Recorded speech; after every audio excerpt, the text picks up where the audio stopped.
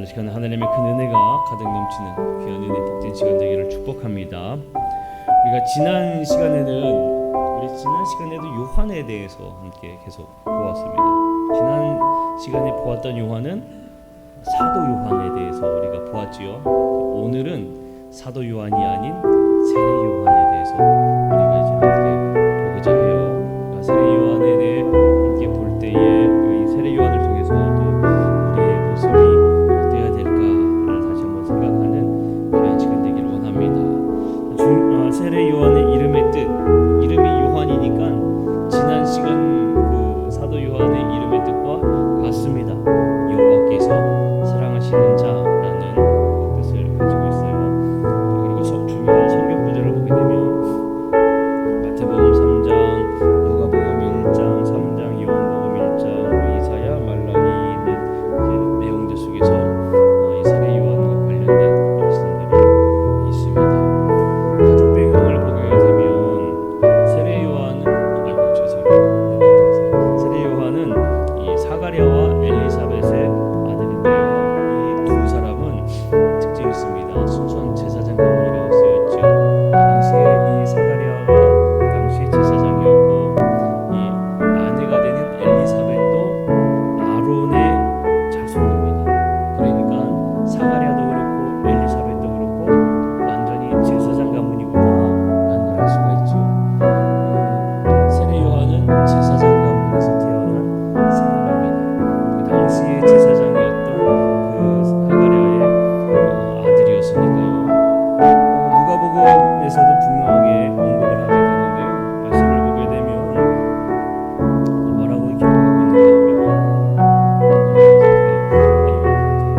보시면은 유대 왕 헤로데의 아비야 반야에 제사장 한 사람이 있었으니 그 이름이 사가랴라고 되어 있죠. 그리고 그의 아내는 아론의 자손이라고 언급하고 있는 걸 우리가 볼 수가 있습니다. 그러니까 아론의 자손, 아론은 대제사장이었잖아요. 그건 제사장의 완전한 가문인 겁니다. 그건 제사장 가문에서 태어난 사람이 세례 요한이다. 제사장 가문에서 태어났으니까 세례 요한은 성장하면서 어떠한 삶의 이 풍경이 있었겠습니까? 상당히 경건하고 하나님 말씀을 섬기고 하는 이런 모습들, 그리고 누구보다도 아마 제사장 가문에 있었던 것만큼 하나님 말씀과 아주 가까이 있었던 사람이 세례 요한이다는 거예요. 그래서 하나님의 말씀에 읽어나가면서 아마 세례 요한도 읽으면서 하나님께서 이런 말씀이 있구나, 하나님의 말씀이 이렇구나, 이런 것들을 아마 잘 깨닫고 또 경험하는 그런 삶을 살았다라는 겁니다. 이 성경 속에서는 이 가족이 유대 어느 마을에서 살았다 이렇게만 지금 기록하고 있고요.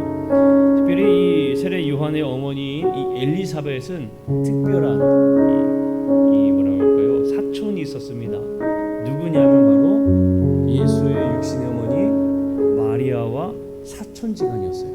그러니까 엘리사벳과 마리아는 서로 사촌지간이었습니다. 그래서 이 마리아가 임신에 대한 예수 그리스도를 잉태하게 될 것에 대한 수태고지를 받았을 때에 또 하나의 이 소식을 들었는데 그게 바로 이걸 어떻게 내가 믿습니까라고 이야기를 들었을 때에 그 사촌 엘리사벳도 잉태하시고 뱃속에 아이가 있다. 왜냐하면 이따가도 나누겠지만 엘리사벳은 상당히 나이가 많았습니다. 그러니까 나이가 많았다는 이야기는 이미 인간적인 이 생리적으로 아이를 더 이상 낳을 수가 없는데 뱃속에 아이가 있다.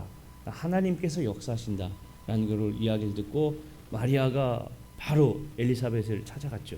그러니까 마리아와 엘리사벳은 또 이렇게 사촌지간이었다라는 거예요. 세례 요한은 상당히 경건함이 묻어나는 그러한 배경 가운데 살았구나라는 것을 우리가 충분히 알 수가 있습니다. 자, 그러면 신약 성경에서는 세례 요한에 관해서 어떻게 말하고 있느냐를 우리가 함께 보게 되면 첫 번째로 천사 가브리엘이 넘겨주시고 천사 가브리엘이 그의 탄생을 알렸다는 겁니다. 누가복음 1장 11절에서 19절에 보게 되면 천사 가브리엘이요 이 세례 요한의 탄생을 알려줍니다. 천사 가브리엘이 또 누구에게 알려줬는가 하면 목동들에게도 이 소식을 알려줬고요. 또 이 예수의 탄생에 대한 소식을 마리아에게도 알려줬습니다. 그러니까 가브리엘은 좋은 소식을 전하는 역할을 담당하는 천사장이었어요. 어쨌든 자, 제사장 사가랴가 예루살렘 성전에 제사장이니까 그 일을 하기 위해 성전에 들어갔지요. 그 제단 위에 분향할 때 그때 이 가브리엘 천사가 그에게 나타납니다. 자, 성경에 누가복음 1장 11절 말씀을 보게 되면 뭐라고 기록하고 있느냐? 함께 읽어볼까요? 시작. 주의 사자가 그에게 나타나 향단 우편에 선지라. 사가랴가 향단의 풀을 분향할 때 딱 그 옆에 가브리엘이 쓴 거예요. 그러면서 천사가 사가랴에게 아들을 낳을 것이다 라는 소식을 알려주고 또 그의 이름까지 알려줍니다. 자, 그 다음에 말씀을 한번 보면 뭐라고 되어 있습니까? 함께 읽어봅시다. 시작. 천사가 그에게 이르되 사가랴여 무서워하지 말라. 너의 간구함이 들린디라. 네 아내 엘리사벳이 네게 아들을 낳아 주리니 그 이름을 요한이라 하라. 천사가 요한이라 그 이름을 요한으로 하라 여기까지 알려주고 있는 것을 볼 수가 있습니다. 근데 여러분 엘리사벳 상당히 나이가 많았어요. 자, 그럼에도 불구하고 오늘 말씀을 가만 보면 사가랴가 참 끝까지 하나님께 기도했구나라는 것은 알 수가 있죠. 왜냐하면은 너의 간구함이 들린지라라고 이야기하고 있거든요. 너의 간구함이 들린지라. 그러니까 사가랴의 간구함이 있었다는 것을 알 수가 있습니다. 그러니까 사가랴가 기도하여 그 응답을 받았다는 거예요. 그런데 사가랴는 이 사실을 여러분 믿었을까요? 못 믿었을까요? 제가 이렇게 물어보면 못 믿었다가 당의 답이겠죠. 못 믿었어요. 왜냐하면 인간적인 생각에 나도 나이 많고 엘리사벳도 나이가 많고 이건 뭐 일어날 수가 없는 일이었거든요. 이거는 있을 수가 없는 일이었기 때문에 의심해서 물어봐요. 천사에게 묻습니다. 누가복음 1장 18절 보게 되면 이 이야기합니다. 노란 글씨만 읽어볼게요. 자, 시작. 내가 늙고 아내도 나이가 많으니이다. 나도 늙었고 아내도 나이가 많습니다. 이건 불가하다는 거죠. 일어날 수가 없다. 근데 가브리엘이 뭐라고 이야기했냐면요. 가브리엘이 내가 나는 하나님 앞에 서 있는 가브리엘이다. 나는 하나님 앞에 서 있는 천사장이다. 내가 이 좋은 소식을 너에게 전하기 위해서 보내심을 받았다. 하나님의 보내심을 받아서 내가 너에게 이 소식을 전해주는 거야 라고 이야기를 했는데 이 사가랴는 가브리엘 말을 듣지 않았습니다. 두 번째 넘겨주시면 사가랴는 가브리엘 말을 그럼에도 불구하고 의심했어요. 그래서 이 사가랴가 어떤 일을 겪게 되는가 하면 이 요한을 낳아 이름을 짓기 전까지 그는 말하지 못했습니다. 그러니까 언제부터겠어요? 성전에 들어가서 하느님 앞에 분향할 때에 이야기를 듣고 그 이야기를 들은 다음부터 이 요한이 태어나고 할례 받을 때까지 말을 못했어요. 그러면 아이가 태어나려면 보통 10달 정도는 있잖아요. 그러면 뭐 그냥 길게 잡으면 길게 잡을 수 없지만 10달 가까이 이 사가랴는 말을 못하게 된 거예요. 이 사가랴가 이 출생 소식을 듣고 믿지를 못하니까 말을 하지 못하게 된 겁니다. 자, 누가복음 1장 20절 말씀 보면 이렇게 이야기합니다. 함께 읽어볼게요. 시작. 보라, 이 일이 되는 날까지 네가 말 못하는 자가 되어 능히 말을 못하리니 이는 네가 내 말을 믿지 아니함이거니와 때가 이르면 내 말이 이루어지리라 하더라. 아멘. 때가 되면 그 때가 언제일까요? 요한이 태어날 때 때가 되면 이게 진짜인 걸 넌 그때 알 거다라고 이야기하는 거예요. 사가랴가 제사장이었잖아요. 사가랴가 성전에 들어가서 분향 딱 하고 이제 나올 때 사람들이 이제 제사장이 들어가니까 나오기를 기다렸어요. 나왔는데 말을 못 하는 거야. 이 무슨 일인가? 사가랴가 말을 못 하니까 답답한 마음에 뭐 손짓발짓을 확 뭐라고 막 했겠지요. 그러고는 사람들이 다 떠나가고 이 사가랴도 집으로 돌아가게 됐습니다. 아마 이 사가랴가 집으로 돌아갔을 때에 그냥 돌아가서 말을 못하고 가만히 있지는 않았을 것 같아요. 엘리사벳이 이 사가랴가 말을 못하니까 무슨 일이냐 물었을 테고, 아마 이 사가랴는 일어났던 일을 엘리사벳에게 아마 써서라도 이야기하지 않았을까 싶어요. 뭐 수화를 하거나 하진 못했을 테고, 그러니까 막 내 이 소식을 알고 이야기를 아마 전해줬을 것입니다. 그러니까 엘리사벳도 그 이야기를 듣고 기억하고 있었겠죠. 자, 세 번째, 이제 엘리사벳이 드디어 잉태하게 됩니다. 엘리사벳이요, 잉태했을 때에 엘리사벳이 성경을 보게 되면 5개월 동안 숨어 지냈다라고 표현되고 있어요. 근데 왜 5개월 동안 숨어 지냈다라는 이야기를 할까? 제가 이해가 안 가잖아요. 잉태했는데 5개월 동안 숨어 지냈다라는 게 여러분 이해가 가십니까? 성경 속에서는 숨어 지냈다라고 표현되어 있는데 이게 그런 의미로 숨어 지냈다, 부끄러워서 숨어 지냈다 이런 게 아닙니다. 왜냐하면 오히려 이 엘리사벳은 고백하기를 하나님의 부끄러움을 제거해 주셨다라고 고백하거든요. 그러면 도대체 5개월 동안 숨어 지냈다는 그 의미가 뭘까? 가만히 묵상하고 또 여러 가지 자료를 한번 찾아보고 했을 때 생각할 수 있었던 건 하나는, 여러분 하나님께서 드디어 주셔가지고 선물로 아이를 베게 되었잖아요. 귀하죠. 그러면 여러분 귀한 아이가 이제 뱃속에 있을 때 씻는다고 막 여기 가고 저기 가고 뛰어다니고 그랬겠습니까? 아니면은 어떻게든지 이 아이를 잘 키워야 되겠다고 아주 조심조심했을까요? 네, 후자일 거예요. 그러니까 이 엘리사벳이 잉태했을 때 5개월 동안 집에 숨어 지냈다라는 이야기는 하느님의 이 고지를 받고, 그리고 이 엘리사벳이 잉태했을 때에 5개월 동안 잘 키우기 위해서 집에만 있었다는 겁니다. 그러니까 이 이야기는요, 여러분 하느님께서 뭔가 우리에게 은혜를 부여해 주실 때 이거를 가지고 이렇게 그게 아니라 정말 아주 소중하게 간직할 수 있는 모습이 우리에게도 필요하구나라는 것을 알 수가 있어요. 자, 그리고 그녀의 사촌이자 예수의 어머님 마리아도 수태고지를 받고 이제 마리아와 엘리사벳과의 이 차이는 분명합니다. 왜냐하면 예수님은 동정녀 탄생이고 요한은 동정녀 탄생은 아니에요. 분명히 여러분 기억하셔야 됩니다. 여러분 아브라함과 사라와의 관계 속에서 누가 태어났죠? 이삭이 태어났을 때에도 나이가 많아서 동정녀로 탄생한 게 아닙니다. 오직 예수님만 그 처녀의 몸에서 태어난 거예요. 어쨌든 이 마리아가 그 예수님의 탄생에 대한, 나는 남자를 알지 못하는데 어떻게 잉태를 합니까? 아이를 가질 수 있습니까? 라는 이야기했을 때에 하나님이 하신다라면서 나이 많은 너의 사촌 엘리사벳도 아이를 가졌다 라는 소식을 전해 주어서 마리아가 그 얘기 듣고 한 걸음에 엘리사벳을 방문했지요. 그때 또 엘리사벳은 그 가운데에 마리아의 뱃속에 누가 있는지 깨닫고 하느님을 찬양하게 됩니다. 자, 세례 요한의 출생 그다음 볼게요. 네 번째, 세례 요한의 출생입니다.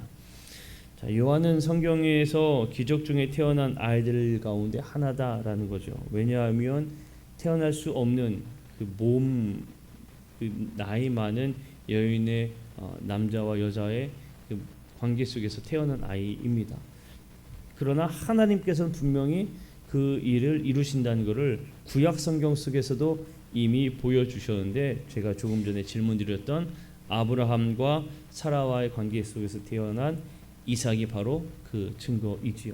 하나님께서는 이미 한번 불가능했던, 사람의 생각엔 이건 불가능하다라는 것을 뒤집어 엎으시는 분임을 분명히 보여주셨습니다. 상당히 이웃과 친척들이 기뻐했지요. 왜냐하면 당시 아이를 못 낳는 건 상당히 괴로움이었으니까요. 이 한나가 아이를 가지지 못해서 얼마나 괴로운지 하느님 성전에 들어가서 기도할 때에 그 괴로움 속에 기도할 때 어떻게 기도했습니까? 입술로는 고백하지 못하고 입만 뻥긋뻥긋하면서 괴로움 가운데 막 기도하니까 엘리 제사장이 그거 보고 대낮부터 술 마시고 와서 지금 뭐 하는 짓이냐 이렇게 얘기했었잖아요. 그만큼 괴로워서 기도했는데 그렇게 기도한 한나에게도 하나님께서 응답해 주셨어요. 마찬가지로 하나님께서 분명 응답해 주셔서 그 일이 이루어지고 난 다음 사람들은 당연히 기뻐했지요. 매우 기뻐했습니다. 할례를 하는 8일이 되었을 때 사람들이 이 아이의 이름을 아버지의 이름인 사가랴로 그대로 짓자라고 이야기를 했는데, 다섯 번째, 이 엘리사벳이 사가랴라고 할 수 없다, 요한이라고 불러야 된다라고 이야기를 합니다. 사가랴도 마찬가지로 요한이라고 지을 수밖에 없죠. 왜냐하면 이미 천사가 그렇게 고지해 주었으니까.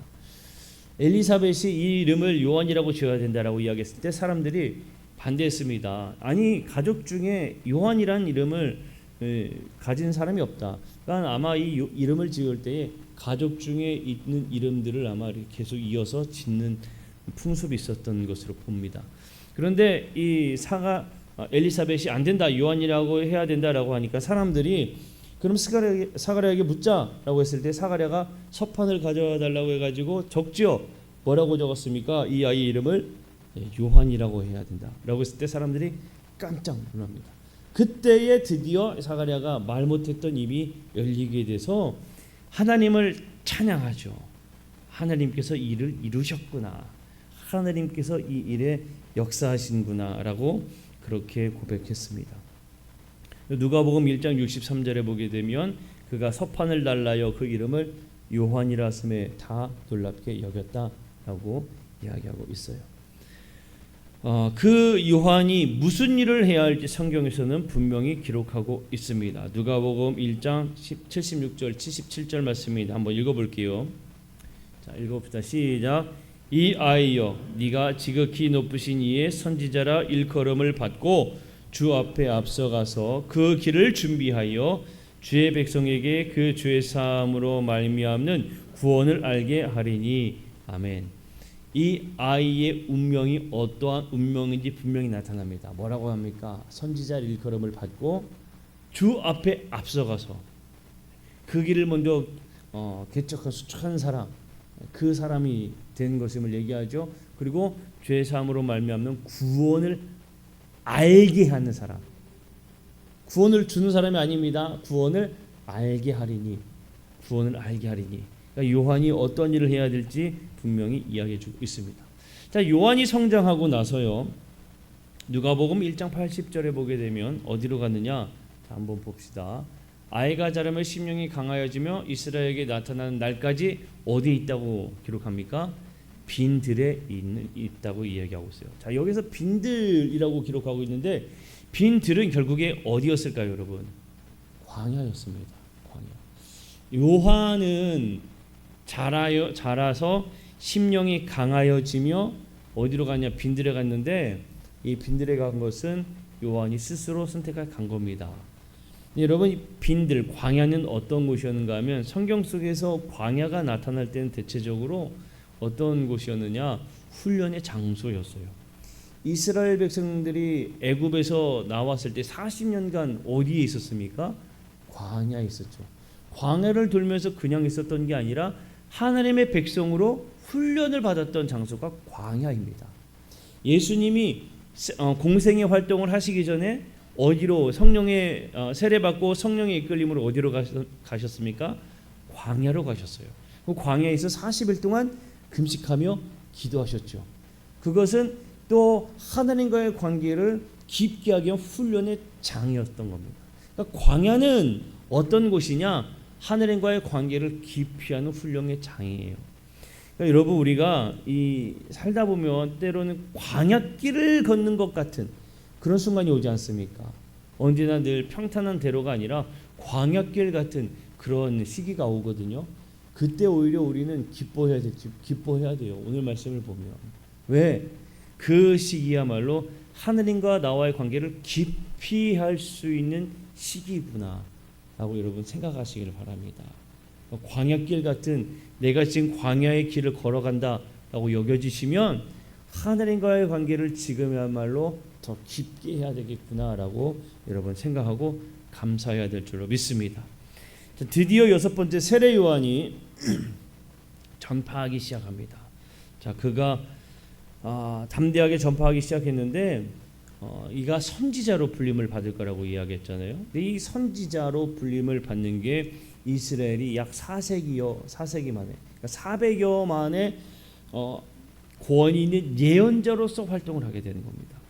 말라기 이후에 약 430년간 더 이상 이스라엘엔 하느님의 말씀이 있지가 않았어요. 그러니까 선지자들이 보내지도 않았습니다. 근데 400여 년이 지난 이후에 드디어 하느님의 복음을 증거하는 첫 사람이 나타났는데 그 사람이 누구냐? 바로 세례 요한인 거예요. 세례 요한.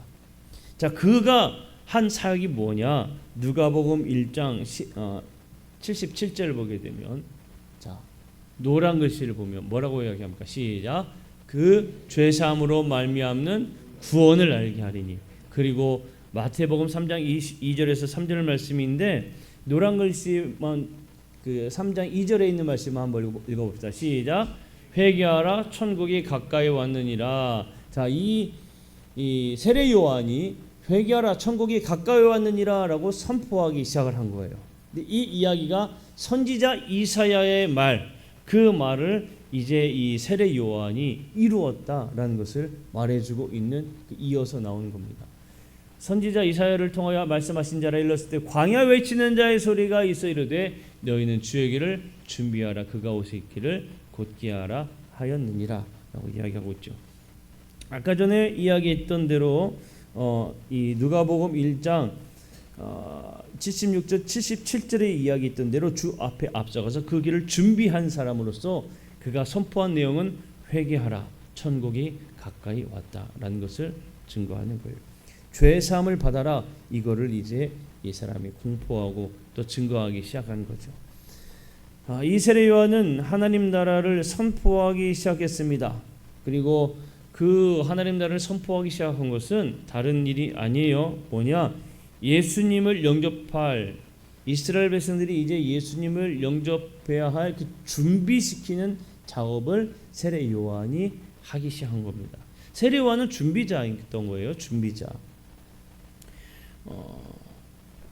그리고 이 세례 요한은 예수님을 현현하신 하나님이라 선포했죠. 요한복음 1장 18절 말씀을 한번 볼까요? 자, 한번 읽어봅시다. 시작.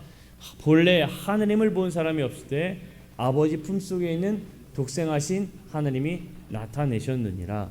맞습니다. 세례 요한은 바로 예수님이 이 땅에 오신 하나님이시다라고 고백하고 있는 겁니다. 사람들이요, 이 세례 요한이 계속 회개해라, 천국이 가까이 왔다, 이런 말씀을 계속 선포하고 증거하고 하니까 사람들 중에 많은 사람들이 세례 요한에게 당신이 메시아입니까? 우리에게 약속한 메시아입니까? 당신이 바로 그분입니까? 라고 계속 질문을 던졌어요. 그때마다 세례 요한은 어떻게 했을까요? 아니라 했죠. 나는 아니라. 자, 볼까요? 요한복음 1장 20절 말씀입니다. 자, 한번 읽어볼게요. 시작. 요한이 드러내며 말하고 숨기지 아니하니 드러내야 하는 말이 나는 그리스도가 아니라 한데. 요한이 숨기지 않았다는 거예요. 나라는 존재를 감추지 않았다는 겁니다. 나는 그리스도가 아니다. 나는 그 길을 준비하는 사람이다 라고 이야기했다는 거지요. 사람들이 아마 세례 요한을 당시에 많이 따랐습니다. 아마가 아니고 많이 따랐어요. 그리고 세례 요한의 제자들도 많았어요. 그러니까 세례 요한은 어찌 보면 많은 사람들이 따르고 있었기 때문에 여러분 조금 교만하면요, 그 순간 그냥 내가 그 사람이야라고 충분히 이야기할 수 있는 그런 위치에도 있었던 겁니다. 그런 위치에 있었던 사람들이 우리나라에도 많이 있잖아요. 그래서 내가 예수라고 하는 사람들이 얼마나 많습니까? 내가 예수요 하는 사람들, 그 사람들이 다 받으니까 내가 예수요 하는 사람들이 얼마나 많아요. 세례 요한은 나는 그리스도가 아니다 라고 분명하게 강하게 몇 번이고 이야기를 합니다. 그는 그저 빛 대신 예수를 증거하기 위해 왔다라고 이야기를 하죠. 자, 요한은 7번째 요단강에서 예수님에게 세례를 베풀었습니다. 요단강에서 예수님에게 세례를 베풀었어요. 근데 예수님이 요단강에 오셨을 때에 요한은 예수님을 알아보았습니다. 요한은 예수님이 메시아심을 구별할 수 있는 징조에 대해서 이렇게 이야기를 했어요. 요한복음 1장 33절 34절에 보게 되면, 자, 노란 글씨만 한번 볼까요? 뭐라고 합니까? 33절에 나도 그를 알지 못하였으나 34절에 보면 내가 보고 증언하였노라. 예. 요한도 몰라봤어요. 그런데 이 요한이 세례를 베풀게 하신 그이가 나에게 말씀하실 때, 세례를 베풀게 하신 이가 하나님이겠죠. 하나님께서 말씀하셔서 그 마음 가운데에 성령이 내려서 누구 위에든지 머무는 것을 보거든 그가 곧 성령으로 세례를 베푸는 이이다 라고 이야기한 겁니다. 그러니까 세례 요한은 세례를 받으러 왔을 때에 처음에 몰라봤습니다. 말씀을 따라 보게 되면. 그리고 요한은 무엇보다 세관 그리고 바리새인들 사두개인들 이들에게 독사의 자식이라고 아주 책망했죠.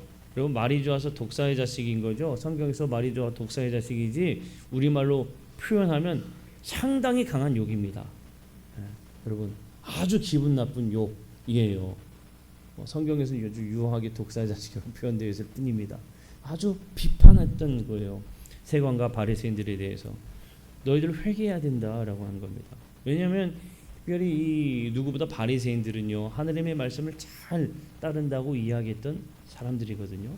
누구보다 하느님의 말씀을 잘 알았고 많이 알았고 그리고 그 말씀을 따르기 위해서 아주 노력했던 사람들이에요.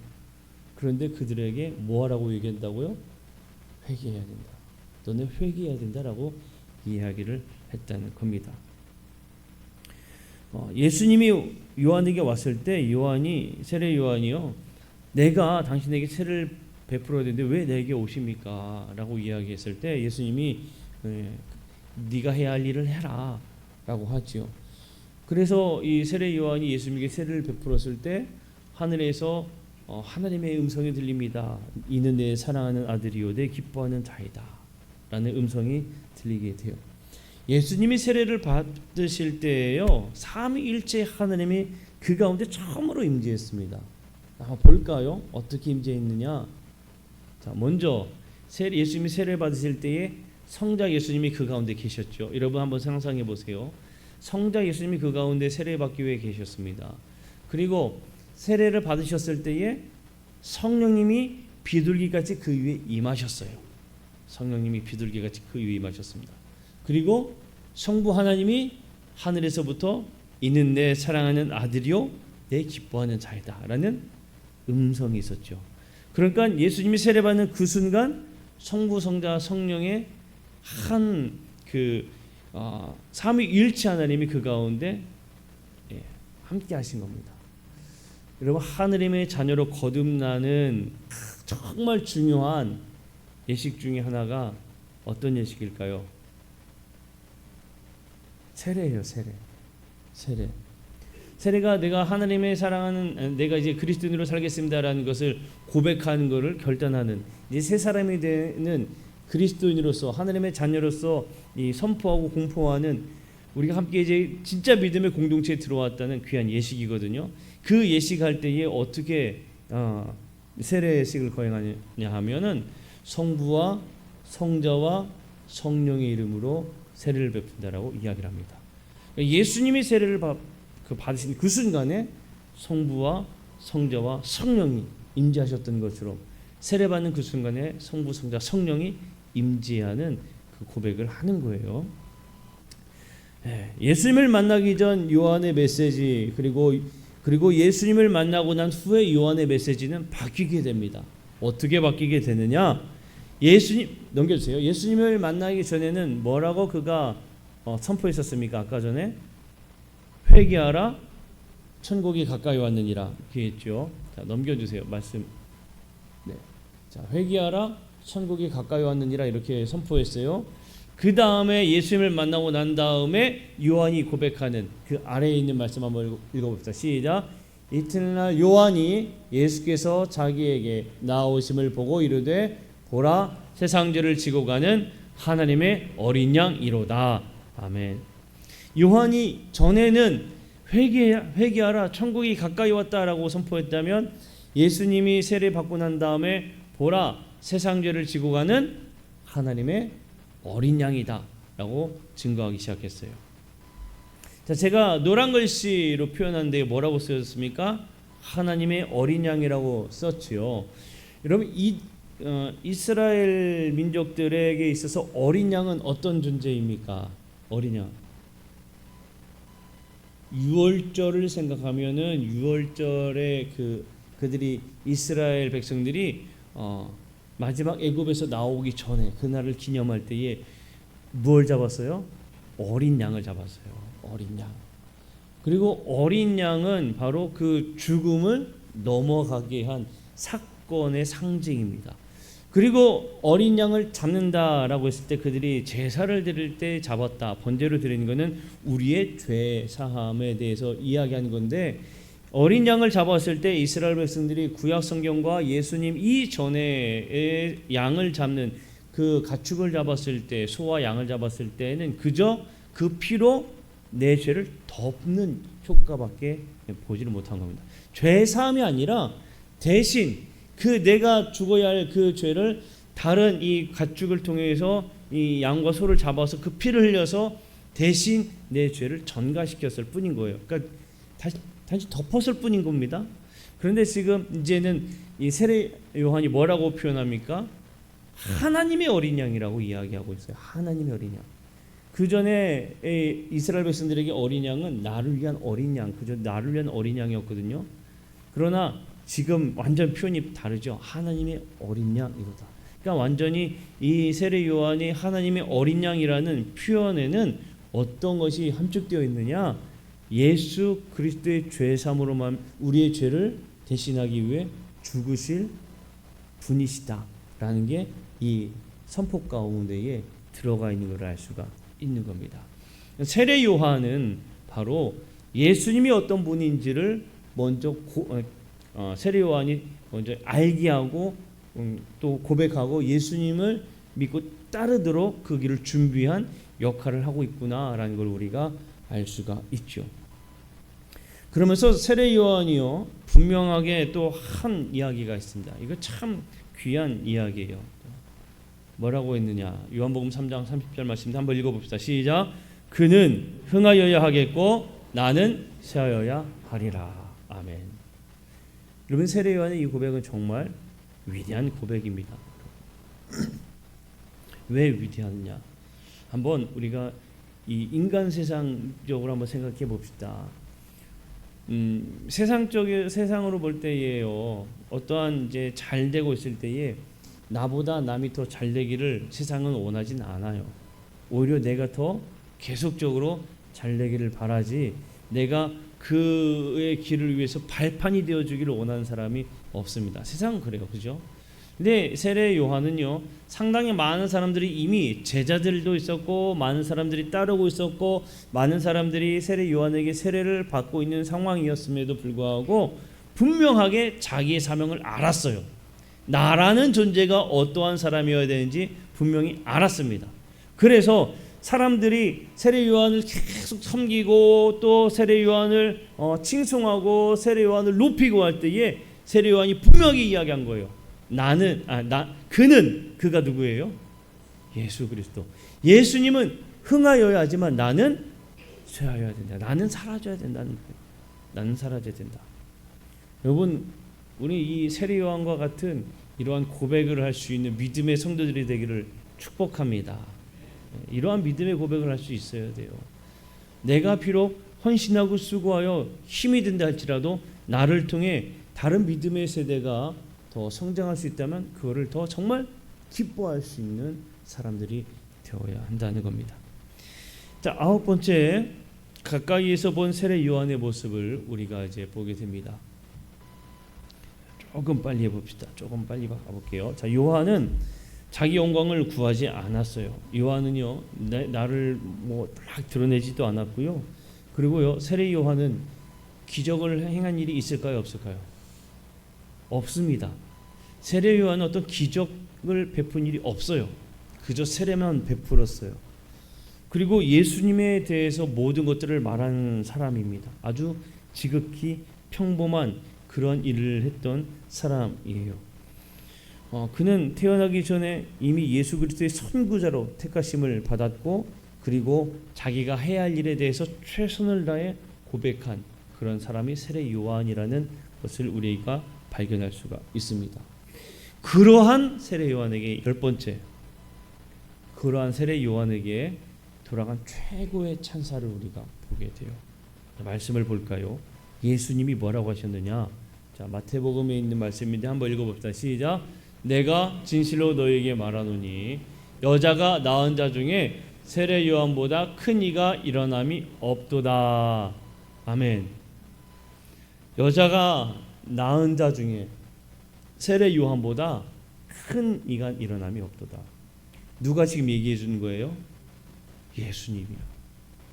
세례 요한은 그저 정말 자기가 지극히 맡은 일들을 감당했을 뿐인데, 예수님이요 세례 요한을 향하여 평가하시기를 여자가 낳은 자 중에 세례 요한보다 큰 이가 일어난 일이 없다.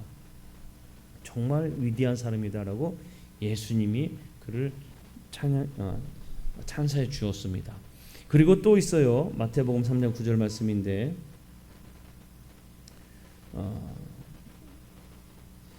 그는 선지적 사역에 대해서 그의 선지적 사역에 대해서도 마찬가지로 말씀하신 겁니다. 읽어봅시다. 시작. 그러면 너희가 어찌하여 나갔더냐? 선지자를 보기 위함이었더냐? 옳다. 내가 너희에게 이르노니 선지자보다 더 나은 자니라. 선지자보다 더 나은 자니라. 이게 누구예요? 세례 요한이에요. 누가 얘기하셨냐? 예수님. 예수님이 세례 요한을 평가하실 때 여자가 낳은 자 중에 이보다 더 큰 사람이 없다. 그리고 선지자보다 더 나은 사람이 바로 이 세례 요한이다 라고 예수님께서 칭찬해 주셨습니다. 여러분, 이게 칭찬 잘 보십시오. 아까 전에 말씀드렸죠. 세례 요한은 기적을 베풀지도 않았고요, 그저 그 밑 바탕을 까는 정말 낮은 자의 길을 섬기는 길을 했습니다. 그리고 많은 사람들이 그를 칭송했을 때에 나는 오히려 쇠하여져야 된다라고 이야기했던 사람입니다. 그러했던 사람을 오히려 예수님께서 이렇게 칭찬하는구나라는 걸 볼 수 있어야 돼요. 여러분, 세상에서 우리가 비록 칭찬받지 않아도 좋아요. 그냥 이 세례 요한처럼 우리 주님의 칭찬을 받는 한 사람이 되어야 할 줄로 믿습니다. 우리는 그런 사람이 되어야 돼요. 정말 낮은 대로 내가 할 수 있는 것에 최선을 다하면 다른 누군 몰라도 주님이 우리를 칭찬해 주신다는 사실을 여러분 꼭 기억하시기를 축복합니다. 자, 세례 요한의 죽음을 볼까요? 세례 요한은요 상당히 정직한 사람이고 진실된 사람이고요, 그 정도의 길을 갔던 사람입니다. 당시 헤로디아의 증오가 상당히 강했는데, 왜냐하면 헤롯이요 자기 동생의 아내를 취합니다. 아주 이제 불의한 모습으로 취하게 돼요. 그러니까 세례 요한이 거기에 대해서 지적을 하는 거예요. 지적을 하는 겁니다. 당시의 왕을 향하여 비판하는 거죠. 당시의 왕을 향하여서 당신이 행한 일은 불의한 일입니다. 당신은 절대 지금 이 일을 행해서는 안 됩니다라고 계속 그 이야기를 했을 때에 헤롯의 아내, 동생의 아내였죠. 헤로디아가 상당히 싫어했어요. 미워했어요. 그래가지고 이 헤롯이 자기 그 실수를 하잖아요. 무엇이든지 하나 들어주겠다 했을 때 딸이 엄마한테 가서 아빠가 못 들어준다니까 세례 요한의 이 머리를 소반에 담아서 달라고. 헤롯이 상당히 고민하고 근심했습니다. 말씀해 보면 자기가 맹세한 것, 그리고 거기에 맹세할 때 앉은 사람들 때문에 상당히 고민했는데, 그 사람들 때문에 거절할 수가 없어서 세례 요한을 죽인 거예요. 헤롯이 그 요구를 그래서 어쩔 수 없이 수락해서 세례 요한의 머리가 그 딸에게 들려가게 된 거죠. 그렇게 세례 요한은 생을 마감하게 됩니다. 세례 요한의 공생애는요 매우 짧았습니다. 1년도 채 되지 않는 짧은 기간이었어요. 여러분, 그러니까 세례 요한이 회개하라, 천국이 가까이 왔다라고 선포하기 시작해서 죽는 그 순간까지는 1년도 되지 않은 시기예요. 매우 짧은 시간 동안 예수님을 위해서 그는 살았던 사람입니다. 그렇게 삶을 살다가 그는 결국에 죽었어요. 그렇게 아주 짧은 삶, 정말 낮은 자의 삶을 살았을 때에 예수님께 칭찬받는 한 사람이 되었다는 겁니다. 자, 여러분 세례 요한의 인용한 구약 성경들을 보게 되면 이제 누가복음에 있는 말씀은 말라기에 있는 것들, 그리고 마태복음에 있는 말씀은 말라기의 말씀과 또 비교하여 볼 수 있고, 마태복음에 있는 또 이사야의 말씀의 성취, 또 요한복음에 있는 네가 그 선지자라는 질문에 대한 거는 신명기 18장에 있는 그 대답으로 볼 수 있다는 여러 구약 성경에서 이 세례 요한의 존재에 대해서 이미 예언하고 언급된 바가 있다는 것을 우리가 알 수가 있습니다. 자, 그러면 이번 주에 우리가 무엇을 배울 수 있을까? 여러 가지를 이야기할 수 있겠지만 먼저는 세례 요한이 그가 성장했을 때 어디로 갔느냐? 광야로 갔다라는 거 우리가 좀 보고 배울 수 있어야 합니다. 그는 광야로 갔다는 것은 하나님과의 깊은 관계를 먼저 쌓기 위해서 광야로 갔다는 거예요. 자, 우리도 이 세례 요한처럼 광야로 가는 삶을 살아야 됩니다. 그렇다고 해서 여러분 다 지금 비행기 티켓 들고 저 이스라엘 광야 땅으로 갑시다, 이거는 아니에요. 그게 아니라 우리도 광야의 길을 갈 수 있어야 돼요. 얼마든지 여러 가지로 모습이 나타날 수 있습니다. 예를 들면 내가 금식을 결단했을 때 그 금식도 광야의 길이죠. 그리고 내가 좋아하는 그것을 끊는, 내가 한번 절제해보자는 것도 광야의 길입니다. 내가 한번 열심히 그동안에 새벽에 나오지 못했는데 새벽에 나서 기도해보자, 그것도 광야의 길을 간 것과 같습니다. 그러니까 여러분 우리도 이런 세례 요한처럼 하나님과의 깊은 관계를 쌓을 수 있는 광야길을 갈 수 있어야 한다는 거예요. 그게 가장 먼저입니다. 그리고 이 하나님과의 관계를 쌓았던 사람이 정말 겸손한 자신의 사명을 알고 겸손함 가운데 그 일을 행하는 사람이구나라는 것을 알 수가 있습니다. 또한 내가 비록 다른 사람들의 칭찬받지 못하더라도 하느님께서 내게 주신 사명감, 그것을 가지고 묵묵히 나갈 때에는 누구보다 주님의 칭찬받는 한 사람이 되는구나라는 사실을 우리는 이 말씀을 통해 기억하게 됩니다. 다른 사람을 볼 것이 아니라, 세상을 볼 게 아니라 주님의 칭찬을 받고자 노력하는, 또 주님의 칭찬을 받기를 원하는 우리 모든 성도들이 되어야 할 줄로 믿습니다. 자, 우리가 이 말씀을 기억하면서 함께 찬양 부르고, 그리고 시간이 조금 갔지만 짧은 시간 함께 기도하기를 원합니다. 함께 기도하실 때에 하나님, 세례 요한처럼 내가 정말 주님과 깊은 교제를 위해, 깊은 관계를 쌓기 위해 광야의 길을 선택할 수 있는 믿음, 광야의 길을 갈 수 있는 결단을 할 수 있도록 도와주옵소서. 내게 주어진 사명감이 있을 때에 내가 그 길을 묵묵히 걸어갈 때, 정말 낮은 자로 걸어갈 때에 하나님께서 오히려 그 길을 기뻐하신다는 사실을 잊지 말게 하옵소서. 우리가 결심하고 결단하는, 또 함께 기도하는 시간 갖기를 원합니다. 우리 오직 주의 사랑에 매여 함께 기도하도록 하겠습니다. 오직 주의 사랑에 매여 내 영 기뻐 노래합니다. 이 소망의 언덕 기쁨의 땅에서 주께 사랑드립니다. 오직 주의 내 안에 갇혀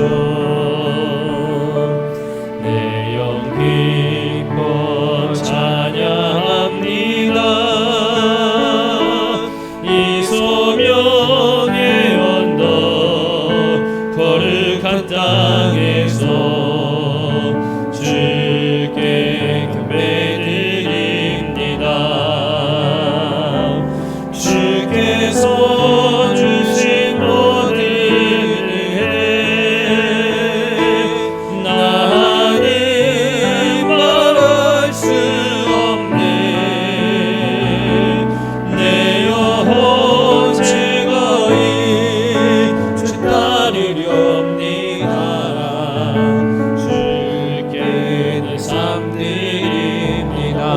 주의 사랑에 매여 오직 주의 사랑에 매여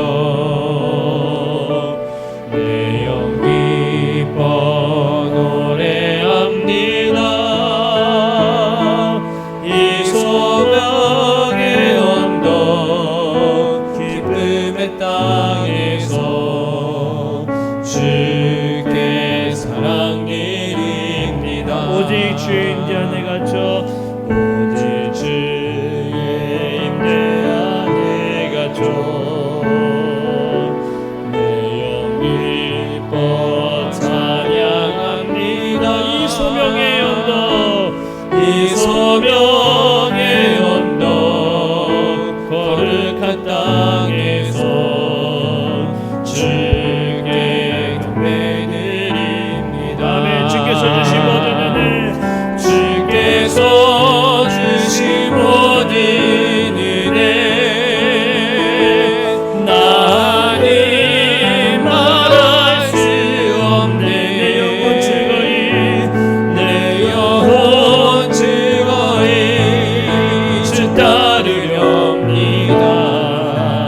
주께 아멘. 우리 삼드립니다. 한번 더 주께서 주신 모든 은혜 주께서 주신 모든 은혜 나니 말할 수 없네. 내 영혼 즐거이 주 따르렵니다. 주께 내 삶 드립니다. 주께 내 삶 드립니다 고백합니다. 주께 내 삶 우리 한 번 더 고백합시다. 주께 내 삶 드립니다. 주께 내 삶 드립니다.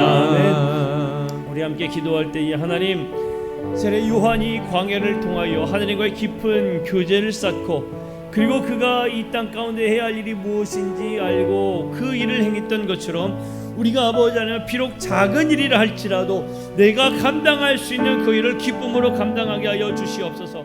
하나님과의 깊은 교제